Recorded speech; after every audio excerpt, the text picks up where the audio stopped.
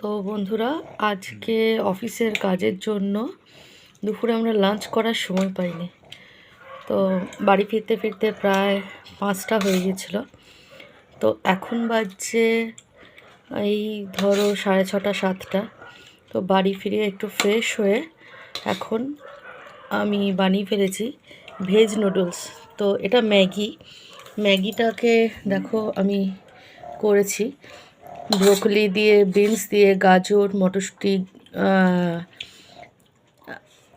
Veg না, ভেজটা আমি তুলে বাবাকে দিয়েছি।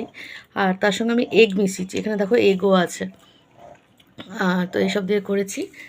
আর করেছি এখানে দেখো তোমরা চিংড়ি মাছের বড়া। আর এখানে করেছি আমি ডাল ফ্রাই। তো ও খাচ্ছে, খেয়ে বলছে কেমন হয়েছে। তো নুডলসটা কেমন হয়েছে বলো।